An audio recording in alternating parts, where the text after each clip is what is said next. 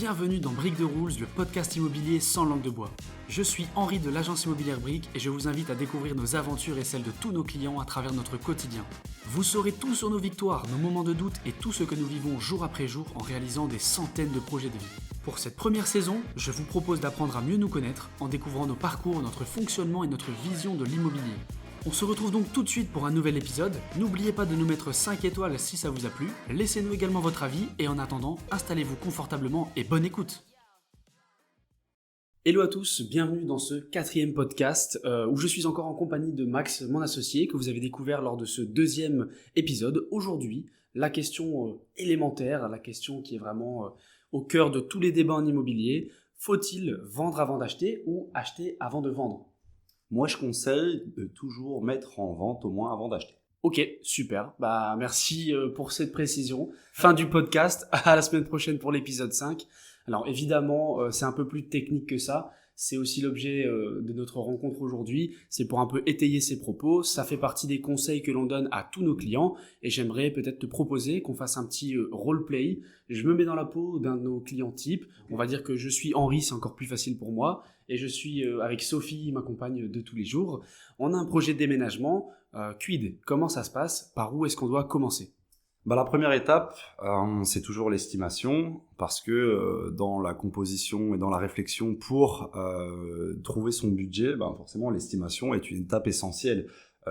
Comment veux-tu tabler sur un budget d'acquisition si tu ne sais pas à quel prix tu peux envisager de vendre ta maison ? Donc ça, c'est vraiment la première étape, et même l'étape essentielle, j'ai envie de dire. Ok, super. Et ensuite, par rapport à mes envies, mes besoins, mes critères, est-ce que tu as des conseils par rapport à ça ?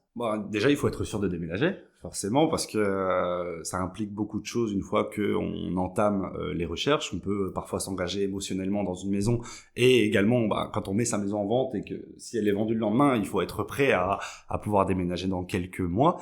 Donc, il faut d'abord acter émotionnellement le fait de vouloir déménager. Ok, je t'ai déjà entendu avec des clients ici en rendez-vous leur dire voilà, faites, c'est très con, hein, mais l'exercice de lister les plus, les moins, les critères vraiment déterminants pour vous, essentiels, sur lesquels vous n'êtes pas prêt à transiger, et d'autres sur lesquels c'est peut-être là où cette petite marge, cette latitude peut s'opérer si jamais il y a une maison qui coche pas toutes les cases, mais pratiquement. Alors ça, c'est un conseil que je donne à tous les gens qui cherchent une maison, même s'ils n'ont pas besoin s'ils sont pas propriétaires et qu'ils n'ont pas besoin de vendre la leur. Surtout quand on commence à multiplier les visites et que ça devient compliqué de trouver, c'est qu'il faut lister et essayer de hiérarchiser tous ces critères.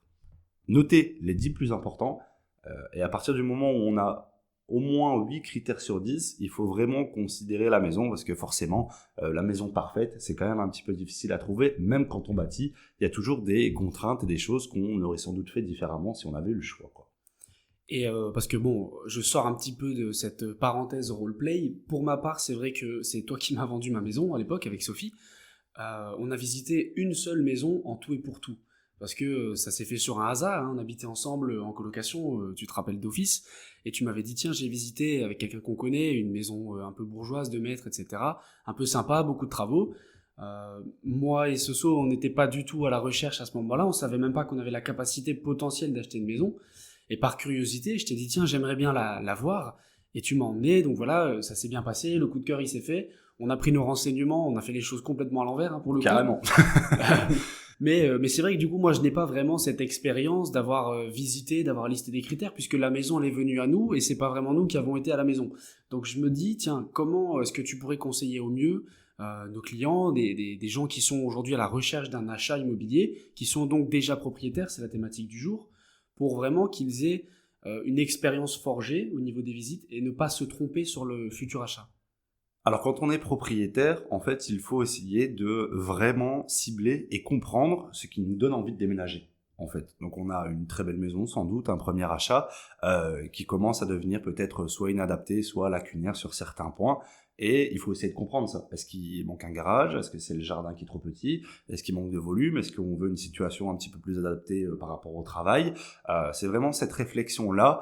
Il faut essayer de rendre tangible une émotion qu'on ressent dans la maison. Donc on a quelque chose qui ne va plus et il faut essayer de transformer ce problème entre guillemets en critère pour une future maison. Ok, c'est vrai que en plus, enfin moi qui suis du côté marketing, je suis plus dans la data et je vois que c'est un outil où il y a une réelle demande. Aujourd'hui, on l'a lancé maintenant sur le nouveau site en juillet de l'année dernière. Aujourd'hui, on est fin février. Je sais qu'on a déjà plus de 1000 demandes de gens qui nous ont laissé leurs critères avec vraiment un projet de vie en fait qu'il faut amener, accompagner Bien et sûr. concrétiser. Ben, quand on regarde la recherche immobilière d'un point de vue pragmatique, honnêtement, ça ressemble à rien. Il y a des plateformes immobilières dans tous les sens. Toutes les agences ne mettent pas sur tous les mêmes supports. Ils mettent pas toutes les maisons non plus sur tous les supports qu'ils utilisent. Donc, quand on recherche une maison, c'est assez archaïque, hein. Il faut être sur ImoWeb, sur ImoVlan, sur Zimo, sur tous les sites d'annonces. Il faut checker les Facebook des agences parce que ils mettent parfois des biens en avant-première, etc. Il faut être aussi dans tous les listings clients parce que nous, il y a quasiment une maison sur deux qui se vend sans publicité, justement, pardon, avec les gens qui nous laissent leurs critères. Donc, c'est vraiment quand même assez compliqué, du moins pour les opportunités, de trouver la maison de ses rêves. Parce que c'est vrai que quand on cherche une maison bien située, garage, jardin, centre de travaux, c'est un petit peu les critères de tout le monde. Donc, on est en concurrence avec énormément de personnes. Bah ouais, forcément, hein, ça c'est un peu le cas classique qu'on constate tous les jours. Si je reviens maintenant sur ma problématique, donc moi je suis là, j'ai ma maison, je veux déménager avec Sophie, on commence tout doucement à regarder, hein, parce qu'on a bien écouté tes conseils et on a listé nos critères, mais je me dis quand même, je suis un peu inquiet à l'idée de vendre ma maison avant d'acheter, parce que déjà j'ai la sensation que ma maison elle va se vendre facilement, rapidement, je suis peut-être pas très objectif, Bien c'est sûr. ma maison, je l'aime beaucoup, j'ai l'impression qu'elle va plaire et que elle va se vendre au meilleur prix assez Bien sûr. rapidement. Maintenant, et je me dis, bon, pourquoi est-ce que je me lancerai tout de suite dans la vente de ma maison sans certitude de trouver mon bonheur derrière? C'est l'essentielle réflexion que les gens ont, à vrai dire. Donc pour moi, il n'y a pas de bonne ou de mauvaise méthode. Moi, je conseille de plutôt mettre en vente avant d'acheter parce que j'ai la sensation qu'il y a plus d'avantages à faire dans ce sens-là, pour deux choses. D'un point de vue émotionnel, on en parlera après parce que c'est pas le plus important, mais surtout d'un point de vue budgétaire. Parce que on ne peut pas, à mon sens, baser l'intégralité de son projet d'achat sur une estimation. L'estimation, c'est toujours un conseil stratégique sur comment optimiser une mise en vente, mais on ne sait jamais vraiment en amont combien de temps ça va prendre et à quel prix on va vendre la maison. Et même s'il y a ne serait-ce que 5 000 € de négociation a fortiori pour la vente de la maison, avec 5 000 €, ça permet éventuellement de valider ou non un projet d'acquisition, que ce soit pour avoir une enveloppe de travaux un petit peu plus large ou pour pouvoir s'autoriser justement un budget plafond un petit peu plus haut si jamais il y a un coup de cœur intégral. Donc ça, c'est vraiment l'essentiel problématique qui est solutionnée quand on vend avant d'acheter. Le deuxième point, c'est un petit peu plus émotionnel. C'est assez compliqué d'acheter une maison. C'est assez compliqué de vendre une maison émotionnellement et gérer les deux en même temps. Donc ça veut dire garder sa maison propre pour les visites, pouvoir encaisser une négociation éventuelle avec des acheteurs, pouvoir gérer le doute, combien de temps ça va prendre, tiens, l'agent il a déjà fait 5, 6, 7 visites, c'est toujours pas vendu, pourquoi, est-ce qu'il y en a d'autres de prévus la semaine prochaine, machin, et en même temps, gérer l'acquisition, gérer les rendez-vous bancaires, multiplier les banques pour essayer d'avoir les meilleures conditions, prendre des rendez-vous pour les visites, parfois subir des déceptions, on avait un coup de cœur, on a fait une offre, c'est une autre offre qui a été acceptée. Tout ça peut être assez compliqué à gérer émotionnellement pour l'achat et pour la vente. Alors quand on couple les deux, on peut vite se retrouver un petit peu la tête sous l'eau si on ne fait pas les choses dans l'ordre, quoi. Ok, super. Maintenant, si, admettons, bon, j'ai quand même regardé, je suis un peu curieux, hein, forcément, on a lancé ce projet, donc on a acté le fait de mettre en vente la maison, Ouais. et du coup, on active un petit peu notre recherche, Ouais. et en fait, alors coup de chance ou de malchance, je ne sais pas, j'ai trouvé avec Sophie la maison de nos rêves. Sauf qu'on vient seulement de mettre en vente notre maison. Ok. Donc là, qu'est-ce qu'on fait? Est-ce qu'on s'engage dessus? On n'a pas envie de passer à côté, et en même temps... si j'ai vraiment écouté tes conseils, j'ai pas envie de me retrouver avec toutes ces lacunes et ces problématiques dont tu parles. Bien sûr. Et en fait, il y a beaucoup plus de levier et de souplesse quand on vend sa maison que quand on en achète une. Forcément, admettons, tu n'as pas mis ta maison en vente. Tu trouves la maison de tes rêves. Tu vas être obligé de mettre dans la proposition que tu ne t'engages à acheter la nouvelle maison que si tu vends la tienne en déant un certain délai. Donc forcément, si c'est une opportunité, tu vas être en concurrence peut-être avec d'autres acheteurs. Il y aura ton dossier où tu dois vendre ta maison pour pouvoir acheter, et il y aura peut-être un autre dossier où les gens, ils peuvent acheter directement. Donc forcément, déjà, ça te défavorise par rapport à d'autres amateurs. Évidemment, il y a des solutions comme le crédit pont, etc., qui te permettent un peu plus de sérénité, mais c'est quelque chose qui est assez coûteux, donc il faut quand même le budgétiser, surtout qu'il y a un timing pour vendre sa maison malgré tout, donc voilà. Et surtout, ce que je voulais mentionner, c'était que si jamais tu n'as pas mis en vente ta maison, ok, finalement le propriétaire est en concurrence avec un autre dossier, il a décidé de choisir le tien. Il est d'accord que tu aies un délai pour vendre ta maison, pour acheter celle-ci. En général, ici, à l'agence, on met 2 mois. Ta maison, tu la vends 200 000 €. Au bout de 6 semaines, tu as une offre à 170 000 €. C'est la maison de tes rêves, il reste 2 semaines pour la vendre, tu as encore des visites, mais tu n'es pas sûr que tu vas réussir à avoir plus, ou que la maison va se vendre dans des bonnes conditions, ou ne serait-ce que tu vas la vendre. Parfois, il y a des gens qui sont obligés d'accepter une négociation qui est bradée, parce qu'ils n'ont plus justement cette souplesse du timing par rapport à ça. Tout peut en fait, 2 mois, ça va extrêmement vite. Et malgré tout, c'est pas très long pour vendre une maison, donc c'est pas les meilleures conditions pour vendre. Alors que si jamais tu n'avais pas encore acheté, voilà, au bout de 6 semaines, tu as une offre à 170 000 €. Il n'y a pas de deadline, il n'y a pas de timing, il n'y a pas d'épée de Damoclès au-dessus de ta tête. Tu vas pas rater la maison de tes rêves si tu ne la vends pas. Tu peux te permettre d'attendre un petit peu. Surtout que le mec qui fait une offre à négocier, c'est peut-être que son budget est plafonné. Moi, si j'ai le temps, je peux peut-être l'orienter vers un autre courtier avec lequel on a l'habitude de travailler, qui va peut-être pouvoir augmenter son budget plafond et pouvoir concrétiser cette vente dans les meilleures conditions pour toi, ce qui n'est pas toujours le cas quand j'ai une contrainte de timing. En fait, l'idée, c'est de ne pas avoir le dos au mur et de devoir prendre des décisions un peu forcées et contraintes. Exactement, surtout que si jamais tu vends ta maison, après, on peut vraiment allonger les délais pour dire que soit tu aies le temps de trouver la maison de tes rêves, soit tu aies le temps de trouver une solution pour te loger différemment. On peut, normalement, pour passer chez le notaire, c'est 4 mois. On peut allonger ce délai en négociant avec le futur acheteur que tu restes dans ta maison encore 1 mois, 2 mois, 3 mois. On peut envisager un gîte, un garde-meuble si jamais tu as 3 semaines de battement entre la vente de ta maison et ton futur achat. Et puis il y a aussi des impacts fiscaux. Si tu es encore propriétaire au moment où tu achètes, tu ne peux pas bénéficier de l'abattement. Tu as aussi une deadline par rapport au droit d'enregistrement. Tout ça est vraiment cadré.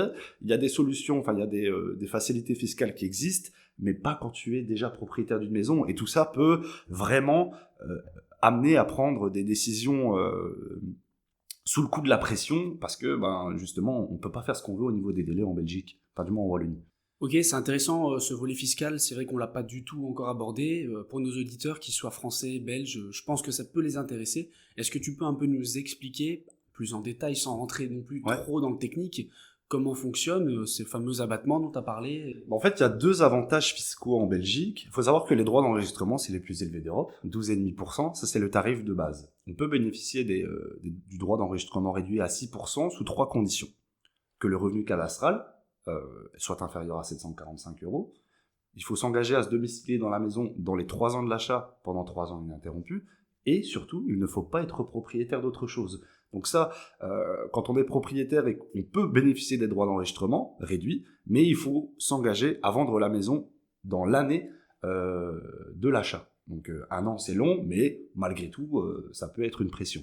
Le deuxième avantage fiscal, c'est l'abattement. Ça, par contre, il ne faut pas être propriétaire le jour de l'acte d'achat, et cet abattement est quand même conséquent. Il a doublé il n'y a pas si longtemps que ça. Ça, c'est en gros, l'impôt n'est pas calculé sur le prix d'achat, mais sur le prix d'achat moins 40 000 €. Donc c'est à peu près 5 000 €, enfin c'est pas à peu près, c'est 5 000 € d'avantage fiscal quand on achète et qu'on n'est pas propriétaire d'autre chose.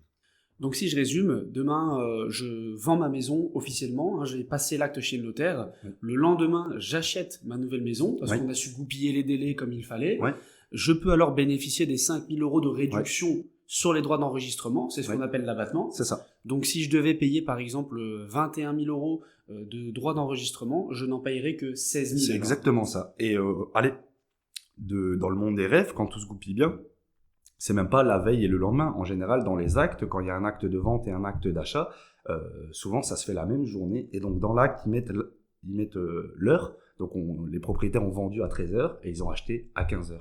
Et même à 2 heures près, même à 1 minute près, c'est bon, on peut bénéficier de l'abattement. C'est vraiment un truc qui est purement théorique, quoi. C'est purement administratif. Un bon système bien balancé. Exactement. Ok. Super. Est-ce que toi, tu penses, en tant qu'agent immobilier, que honnêtement, le meilleur conseil que tu puisses donner à tes clients, c'est réellement de vendre avant d'acheter? Moi, j'en suis convaincu. C'est, à mon sens, la meilleure manière d'avoir les meilleures conditions des deux côtés. Ça permet d'envisager la vente sereinement et de ne pas être tenu en termes de timing. Donc, il y a moins de chances qu'on doive négocier la maison. Il y a moins de chances de se sentir sous pression. Et à l'achat, on a un dossier beaucoup plus solide parce qu'on a des garanties financières, on sait exactement quel budget on va pouvoir récupérer de la vente de la maison et on est fort dans la concurrence avec les autres potentiels acheteurs. Parce que ce qu'il faut comprendre, c'est quand on cherche une maison bien située, qui est complète, avec tous les avantages que j'ai cités tout à l'heure, on va d'office être en concurrence avec d'autres clients. La maison qu'on vient de mettre en vente à Épierre, ici, c'était en Flandre, donc c'est encore plus avantageux fiscalement. C'était une maison garage, jardin, globalement rénovée, avec peut-être un peu de personnalisation. La première semaine, j'ai 6 visites. S'il y a des gens qui sont propriétaires, j'ai 3 personnes qui veulent acheter, ces gens sont hiérarchiquement, par nature, moins forts que les autres. Je suis obligé de conseiller aux propriétaires vendeurs de plutôt accepter une proposition où il n'y a pas de maison à vendre, même si ça pourrait être plus intéressant pour moi, parce que peut-être que je pourrais récupérer la vente, etc. Mais je ne peux décemment pas dire aux propriétaires que leur projet, malgré tout, peut avoir un point d'interrogation, parce qu'il est soumis à la vente d'une autre maison. Parfois ça se fait parce que le marché fait que sur certaines maisons ça peut être plus avantageux, mais c'est pas toujours le cas. Ok. Écoute, pour conclure, moi j'aimerais quand même qu'on voit un petit peu un volet exotique. Quand je dis exotique, c'est qu'en gros j'ai l'impression que le marché se tend un petit peu vers de l'accompagnement. On en a beaucoup parlé. L'agent immobilier chez nous, on le considère pas comme un ouvreur de porte, même pas comme un vendeur, mais plus comme un conseiller, quelqu'un qui vient porter un projet, un vecteur de transition un petit peu, entre deux projets de vie. Et j'ai la sensation, en tout cas de mon côté un peu plus marketing, et en confrontation avec tout ce que je vois dans l'agence au quotidien, qu'on se dirige un petit peu vers un marché comme aux États-Unis, où en fait on risque d'avoir à un moment donné des agents immobiliers pour les vendeurs, des agents immobiliers pour les acheteurs. Ce qui me fait penser ça, c'est notamment le nombre de demandes qu'on reçoit de gens qui nous laissent leurs critères, qui nous appellent au quotidien, je cherche une maison. Tu l'as un petit peu dit, c'est presque la guerre en fait, quand on cherche à acheter la maison dont rêve monsieur tout le monde, la fameuse 3 façades garage jardin, dans un beau quartier. Il faut être armé, effectivement, tu l'as dit, les canaux de diffusion sont multiples. Il y a aussi des biens qui passent en off-market, il y a des gens qui sont prioritisés par X ou Y raison pour telle ou telle... via telle ou telle manière, que ça soit une newsletter, que ça soit un accès VIP, etc. On a tout vu ici dans le coin. Donc moi je pense honnêtement qu'on va se diriger vers ça. Est-ce que tu peux me le confirmer? En fait, il y a 2 choses pour moi à prendre en compte. Moi j'ai 10 ans d'immobilier derrière moi. Le processus d'acquisition s'est complexifié, un truc de fou. À un compromis, quand j'ai commencé l'immobilier en 2013, 2014, c'était 5 pages. Aujourd'hui, c'est 18 pages. Donc, ça s'est vraiment complexifié sur plein de choses. Il faut énormément de nouveaux documents.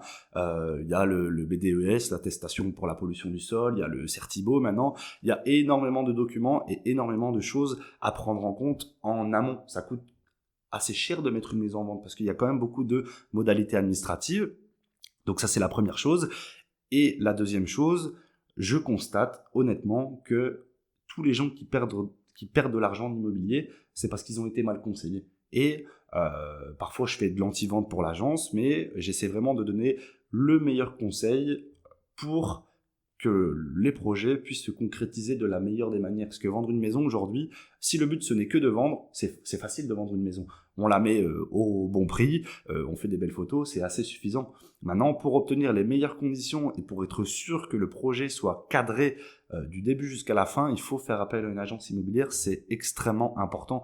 Et alors je ne sais pas si ce sera le système américain en tant que tel qui s'appelle le MLS où il y a vraiment des agents pour les acquéreurs et des agents pour les vendeurs, mais en tout cas ça va vraiment venir, je pense, un accompagnement global va vraiment être mis en place parce que c'est déjà en train de tendre en ce sens-là. Les acheteurs ont besoin de conseils qui sont vraiment différents des propriétaires et malheureusement, les intérêts sont contradictoires. Les acheteurs veulent acheter le moins cher possible, les propriétaires veulent obtenir le meilleur prix possible, et à mon sens, c'est normal que l'agent se scinde aussi. On ne peut pas forcément rester impartial dans tous les dossiers. Donc c'est possible que ça tende dans cette direction-là.